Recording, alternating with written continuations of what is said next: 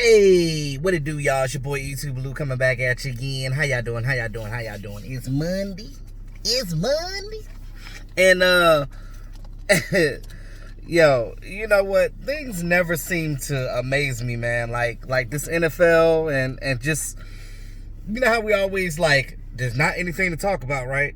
And then all of a sudden something happens, right? So I know you heard some other cowboy YouTubers break the news earlier. I actually had to work today, but it's crazy because with this COVID-19, we're trying to figure out when football is coming back, right? So they're slowly trying to, like, different states are opening up in different phases. Some are in phase 2, some are in phase 3 already. Some are still trying to get out of phase 1. So it's crazy because every state, every county, every city is doing something different right now. So it's just waves of things going on. Like, you'll go to one restaurant, they're seating half the people. You go to another restaurant, they ain't even open. You go to another restaurant, they're just doing outside seating or takeout orders. It's so confusing and crazy right now. But as this COVID-19 is still here, we're still dealing with this pandemic, but people think we're out of the woods, but we're not out of the woods yet, guys. I hope you guys are safe and whatever, but look,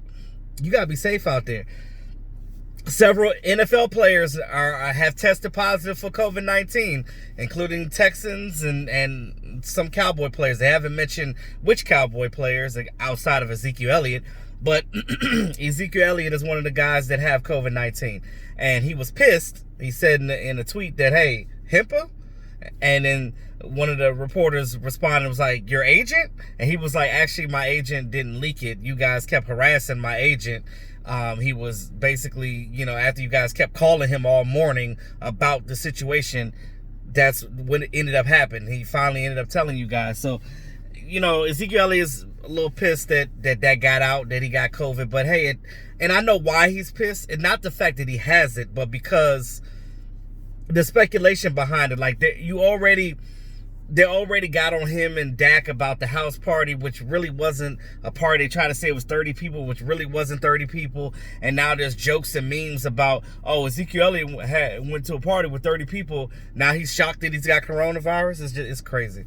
He's just like, oh my God, I'm the star running back Dallas Cowboys. They're gonna take this bit of information, even though other players might have it as well, on other teams. They're just going to take the fact that he got it and blow the shit up all the way to crazy proportions. So yeah, I get it, but you're a pro football player, you're a celebrity, you're a star, you are well known. That's what it is. I mean, it is what it is. But I mean, I hope that, him and everybody else on the Cowboys and everybody in the NFL that gets it, I hope and pray that they, get over it soon and get back to normal. So, question is, guys, does this change the starting date of training camps? Does this change the starting date of preseason? Does this change the starting date of the NFL season?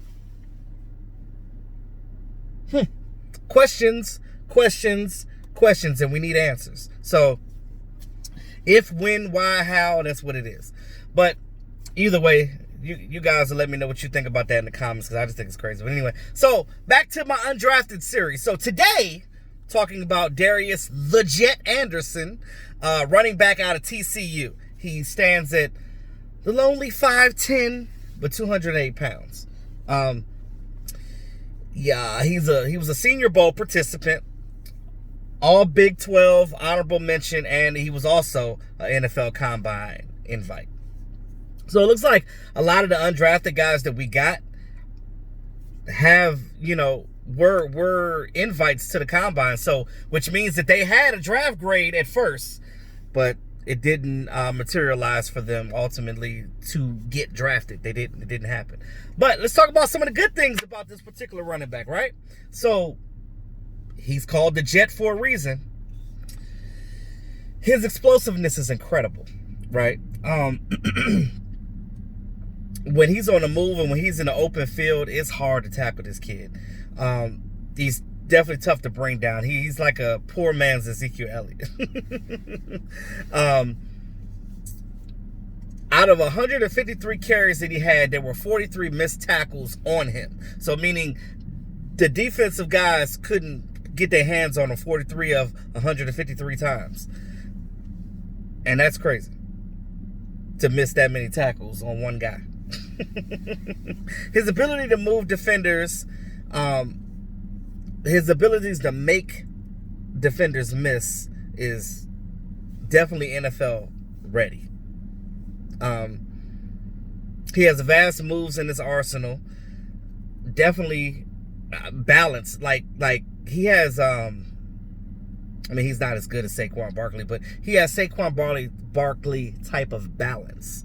You know, when a guy got the thigh muscles of a god. You know what I mean? Like, you know, like C.J. Anderson, just like a bowling ball, like just tough to get down, man. He busts through that middle, it's over. The combine, he landed 36-inch vert, 10 feet 8-inch broad jump, and which is pretty impressive for a running back, in my opinion. I tell you this,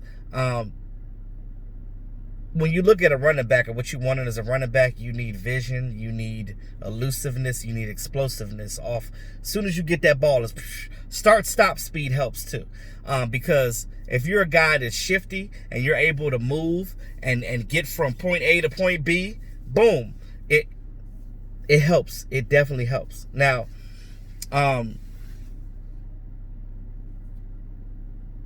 we said he had explosiveness. We said he had balance. We said he had division. He said he has the speed. Now, just like with all these other undrafted guys, there's things about them that ultimately were the reason why they were not drafted. Now, it's crazy because I really like all of these undrafted guys that the Cowboys got. And when I look at I looked at each individual tape on these guys, and I'm just like, they all have potential. You know, you can see some of the flaws, obviously, because they're, you know, the college guy. They haven't been to the pros. They haven't played in the pros yet. They still got a lot to learn from the pro level. Now, as far as, well, I'll talk about that in a minute. But the project part, the part that needs work, is there are times that he gets picky when it comes to running through the holes. Now, as you know, behind an NFL offensive line, you can't get picky when trying to fight through holes, because them things will open and close in matter of seconds, right? So if you see that hole, hit it.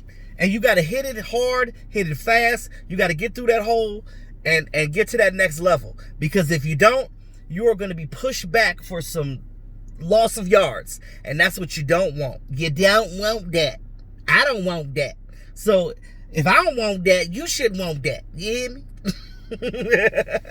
So y'all know I'm silly. But look, this is the thing.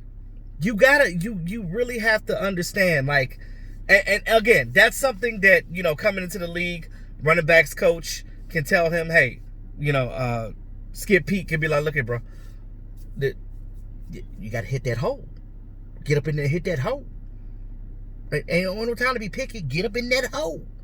Get up in that hole. You know, now, it's funny because his strengths are running straight up the middle, right? He's a middle gasher. And it's funny that his last name is Anderson too, like C.J. Anderson.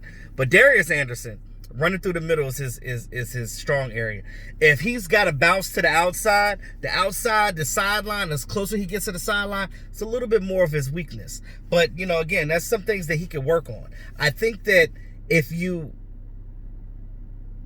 definitely got to work on that if he wants to be a starter in anybody's NFL. But this is the thing. Running up the middle, though, perfect. I think those are the only two knocks about him. Is sometimes his vision, sometimes he gets a little picky, hitting holes because he second guesses the hole and he don't know if it's going to be there.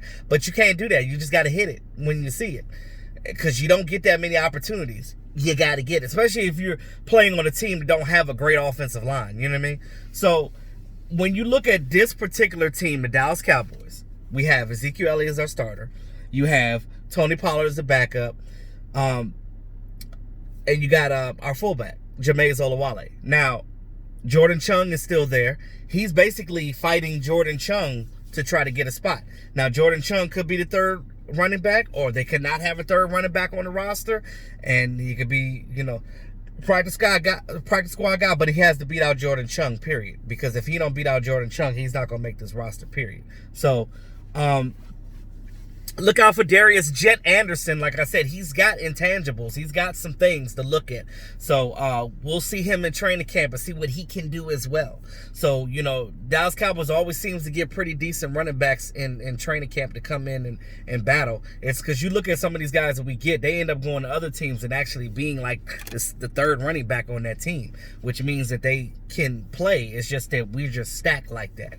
And what I love about Dallas Cowboys is we've always had talent. We just didn't know what the hell to do with it before. But, it is what it is.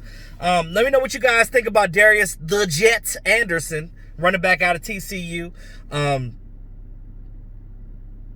Yeah, that's all I got for right now. Thanks again to all my subscribers. Appreciate you guys.